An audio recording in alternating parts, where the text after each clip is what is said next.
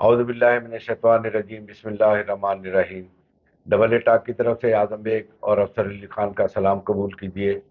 خواتین و حضرات، شاید آپ لوگوں کے ذہن میں ہو یا کانوں میں سے یہ لفظ گزرا ہو، ایک گندی کا لفظ بہت مشہور ہے، جو سندھی اور سرائکی ثقافت کے اندر جو ہے نا، یہ ثقافت کہہ لیں آپ اس کو، گندی کی۔ اور بہت اچھا، یہ لفظ بھی بہت اچھا ہے، اور یہ گندی ہوتی بھی بہت خوبصورت ہے۔ یہ گندی پرانے کپڑوں سے بنتی ہے، اور مختلف پرانے کپڑے لے کے اور خوبصورت کپڑے لے کے ان سے جگہ جگہ اس کو جوڑ کے، اور یہ گندی تراشی جاتی ہے، بنائی جاتی ہے۔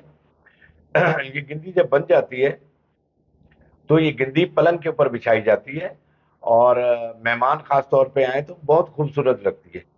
بالکل اسی طریقے سے پاکستان کا آئین بھی یہ گندی کی شکل اختیار کر گیا۔ قائد اعظم نے پاکستان بنایا تھا سول سپرمیسی کے لیے۔ ان کے 14 نکات میں جگہ جگہ سول سپرمیسی کی ہی بات کی گئی کہ عوام کو ہی حکمرانی کا حق ہے، لیکن پاکستان بننے کے بعد عوام کو وہ حق نہیں دیا گیا، اور 1973 کا آئین، پہلے 56 کا آئین تھا، پھر ایوب صاحب آئے، انہوں نے اپنا آئین تخلیق کیا، پھر اس کے بعد مختلف جماعتوں نے، پورے پاکستان کی کریم جماعتوں نے بیٹھ کے 1973 کا آئین بنایا، اور اس آئین کا کیا حلیہ بگاڑا گیا۔ انشاءاللہ کوشش کریں گے، جتنی ہم سے کوئی کوشش کی گئی، کوئی کوتاہی ہو کوشش کریں گے، کوئی کوتاہی ہو جائے تو معاف کیجیے گا۔ جی افسر بھائی۔ نہیں، کوتاہی کیوں ہوگی؟ آپ تو تاریخ بیان کر رہے ہیں، تاریخ بیان کرنے میں کوتاہی نہیں ہوتی، غلطی ہو سکتی ہے کہ بھئی ہم لفظ آگے کا پیچھے، پیچھے کا آگے بیان کر دیں، تو اس کے لیے خیر وہ کتابیں دیکھ لیں، اندازہ ہو جائے گا۔ افسر بھائی کیونکہ ایک بات مجھے بتائیں کہ ہم فوج کے لیے بھی بات کرتے ہیں کہ میں یہ یہی ڈکٹیٹر آ جاتے میں ہیں، یہی کہنا چاہ رہا ہوں کہ ڈکٹیٹر آ جاتے ہیں، اور جو ہے نا بیوروکریسی کے لیے بھی بات ہوتی ہے، سب کے لیے بات ہوتی ہے، لیکن عدلیہ کے اوپر بات نہیں، کیوں نہیں ہو سکتی؟ جملہ صحیح کرتے ہیں تھوڑا سا۔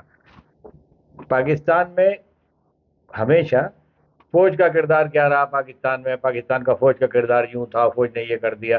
پاکستان کے اندر سیاستدان کا کردار کیا تھا؟ سیاستدان لڑتے ہیں آپس میں، ملک کو تباہ ہو رہا ہے۔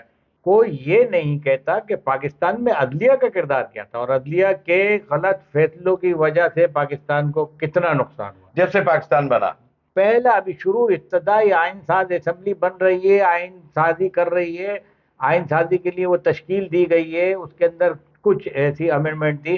مولوی تمیز الدین خان سے یعنی خواجہ ناظم الدین جو ہے وہ وزیر اعظم ہوتے تھے، ان کو غلام محمد نے ہٹا دیا۔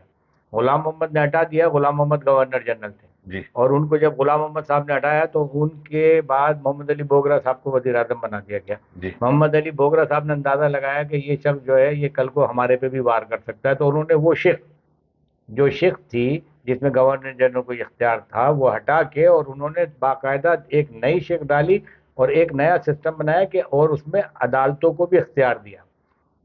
نتیجتاً اس وقت کے گورنر جنرل نے اسمبلی توڑ دی۔ اچھا، جو یعنی کہ جو صوبائی کورٹ تھی اس نے وہ مولوی تمیز الدین خان کی اپیل کو مان لیا، اسمبلی بحال کر دی۔ تو جسٹس منیر کے تینوں مگر نہیں، جسٹس منیر کے تین پاس خاص طور پہ ان کے جو فیصلے ہیں وہ بڑے خطرناک ہیں۔ جسٹس منیر کے پاس جب یہ کیس Sorry. بھیجا، اور ان لوگوں نے بھیجا جو کہ خود تو گورنر جنرل صاحب نے اپیل کی، اور ان کے جو 4-5 وزیر جو انہوں نے نئے بنائے تھے انہوں نے یہ اپیل کی، اور اس اپیل میں جسٹس منیر صاحب نے وہ فیصلہ آئین توڑنے کا جائز قرار دے دیا اور اختیار دے دیا، اور بولا کہ صاحب ایک نظریہ ضرورت کے تحت ہم کو ایک بہت بڑی کھائی ہے اور اس کے اوپر سے پل بنانا ہے، اور ایسا ایک فیصلہ کر دیا جس کے بعد سے پاکستان کی تباہی شروع ہوئی۔ اس میں ایوب خان کو کیا امیونٹی دی؟ ایوب خان کے وقت کہا کہ جی یہ تو بہت بڑا انقلاب ہے، یہ انقلاب فرانس ہے، یہ تو چائنا کا انقلاب ہے۔ اس سے پہلے جسٹس منیر اور 2 فیصلے کر چکے تھے، اور انہوں نے ایسے فیصلے کیے تھے۔ اچھا، جسٹس منیر صاحب کا جسٹس بننے کا بھی ایک بڑا تماشا ہے۔ جسٹس منیر سے پہلے ایک بنگالی جسٹس اکرام، جی ان کا حق تھا وہ بننے تھے، اور وہ چیف جسٹس بننے جا رہے تھے، وہ بنگالی نژاد تھے۔ تو اس وقت کے جو گورنر جنرل تھے غلام محمد صاحب، ان کو یہ پسند ہی نہیں تھا کہ ایک بنگالی جو ہے وہ بن جائے. ہاں اب ابتدا دیکھیں، یہ پاکستان کی ابتدائی پیریڈ ہے. جی جی انہوں نے ہر صورت کے اندر ایک اپنی پسند کے پنجابی کو لے کے آنا تھا، اور انہوں نے اس کے لیے جب دیکھا نہیں معاملہ بن رہا تو انہوں نے وزارت قانون سے ایک سمری تیار کروائی کہ ملک، کیونکہ گورنر جنرل جو ہوتا ہے وہ ملکہ برطانیہ کا نمائندہ ہوتا تھا پاکستان میں. انہوں نے ملکہ برطانیہ کو ریکویسٹ کرنے کی کوشش کی، ایک سمری تیار ہوئی کہ برطانیہ، حکومت برطانیہ ایک چیف جسٹس کو یہاں بھیج دے. اس پہ جسٹس اکرم جو بنگالی تھے، اکرام، انہوں نے کہا کہ میں ریزائن کرتا ہوں، آپ پاکستان کی عدلیہ پہ دوبارہ برطانوی راج نافذ نہیں کریں، آپ پاکستان میں کسی کو بنا دیں. یہ بنگالی نے قربانی دی، اور جسٹس منیر صاحب نے پھر جسٹس منیر کو بنایا گیا، اور جسٹس منیر کے فیصلے پھر آپ دیکھ رہے ہیں مستقل. صرف یہی نہیں بلکہ ایوب خان کے مارشل کے سارے فیصلے اپنی جگہ، لیکن 3 فیصلے جو ہے نا، میں کہتا ہوں کہ یہ تو برباد کر کے گئے نا یار. جسٹس منیر کا تسلسل جو ہے جسٹس منیر کا وہ پھر چلتا رہا. ایوب خان کے دور میں انہوں نے کہہ دیا جب مارشل لا لگا کہ یہ مارشل لا جو ہے انقلاب فرانس اور انقلاب چین کی طرح ہے، اور یوں ہے اور فلانا ہے، اور مارشل لا کو جائز قرار دیا. یہ ہر وقت جو ہے نا یہ مثالیں بہت دیتے ہیں جو ہے نا، فرانس کی، چائنا کی. ابھی بھی عدالت میں انگلینڈ کی جو ہے نا مثال دی جائے. جب ان کی ضرورت ہوتی ہے یہ پوری دنیا بھر کی مثالیں لے کے آ جاتے ہیں نا. مثال دیتے ہوئے یہ نہیں دیکھتے کہ اس قسم کے فیصلوں سے پیچھے پاکستان کو کیا اثر ہوا. جسٹس منیر کے اس فیصلے کے بعد کیونکہ ساری حکومتیں توڑنے کا اختیار گورنر جنرل کو آتا گیا، سہروردی کی بھی ختم کی، سب کی. بنگالی نفرت میں جاتے رہے، آپ ان کو سمجھا نہیں سکے. سمجھا کیسے سکتے تھے؟ ان کے خلاف کام ہو رہا تھا. پاکستان 2 ٹکڑے ہو گیا. ایوب خان کے مارشل لا کو جائز قرار دیا، ایوب خان کے 1 یونٹ کو جائز قرار دیا، تو اس کے بعد پھر نتیجہ نکلا. اچھا ایوب خان چلے گئے، یحییٰ خان کے مارشل لا کو بھی کوئی عدالت روکنے کو تیار نہیں، کچھ نہیں کیا. اس کے بعد پاکستان 2 لخت ہو گیا.